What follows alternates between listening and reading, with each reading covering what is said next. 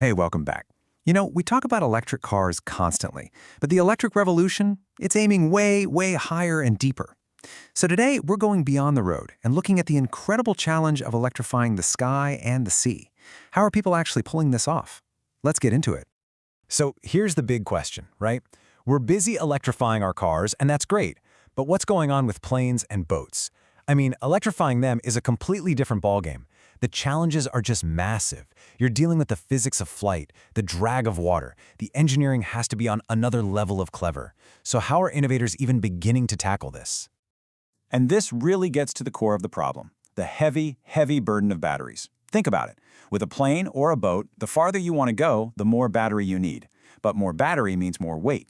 And in aviation and marine travel, weight is literally everything. It's this vicious cycle that's pretty much kept long-range electric travel on the ground. Well, until now. But, a challenge like that is exactly what pushes innovation forward.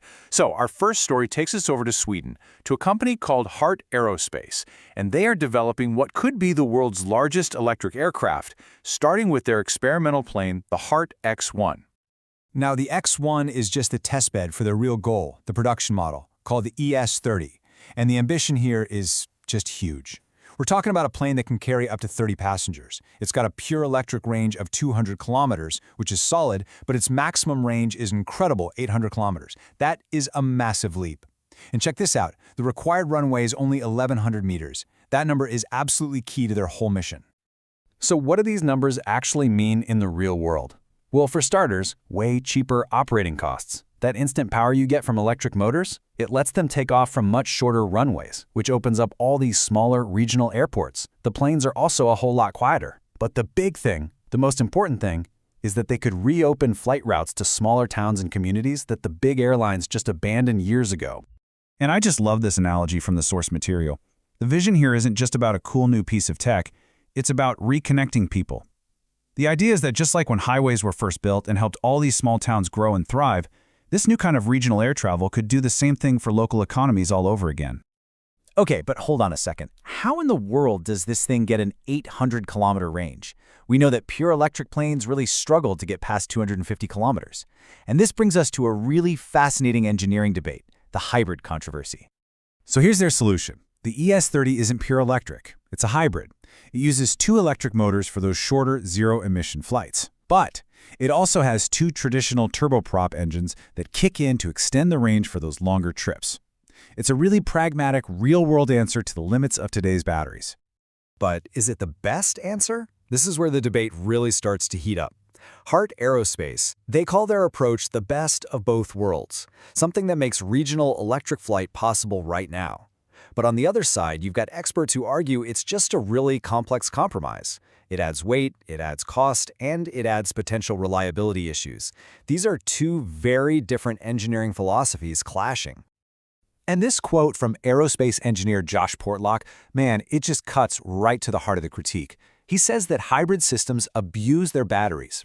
Basically, they're constantly being charged and discharged at really high rates, which is super tough on their lifespan and means you need more expensive, more robust batteries just to handle all that stress. So from this engineering perspective, simplicity and low weight are everything. The argument is that the ideal solution, the most elegant one, is the purest form of energy storage. What does that mean? It means one big, efficient battery where the power is sipped out gently, not thrashed by a complex hybrid system. You save all the weight and complexity of carrying a whole second power source on your plane. All right, let's leave that debate hanging in the air for a minute and make a hard transition from the sky to the sea. We're going to head down under to Perth, Australia, to look at a completely different, but maybe even more radical approach to electric transport. So I want you to meet the Wave Flyer. This is from a company called Electronautics, and it's not just another electric boat. It's an electric boat that flies. No, seriously, it lifts itself completely out of the water to travel. And that one simple idea changes absolutely everything about marine efficiency. The technology that makes this possible is called hydrofoiling. So it uses these underwater wing-like things called foils, and as the boat picks up speed, they generate lift, hoisting the entire hull out of the water. And the result? A massive, truly game-changing reduction in drag. Now, I know what you're thinking, because it's the first question everybody asks. Wait, a boat balanced on a couple of tiny wings? Wouldn't that be incredibly unstable? And you would be absolutely right to ask. It was a huge design problem, but the solution they came up with is just pure engineering genius. The solution is their patented wave drive system, and it works in 3 parts. First, you've got these simple and powerful water-cooled twin thrusters that push it forward. Second, an active stabilization computer is constantly making tiny adjustments to the foils to keep the ride perfectly level. And third, and this is the secret sauce, an anhydral A-tail. These foils actually point downwards, which makes the boat intentionally unstable. I know, it sounds crazy, but that instability actually gives the computer much more aggressive and precise control to keep the ride perfectly smooth. So, what is the payoff for all this incredible engineering? Well, it comes down to one single massive number: 80%. That's how much less energy the Waveflyer uses compared to a conventional boat of the same size just plowing through the water. 80%.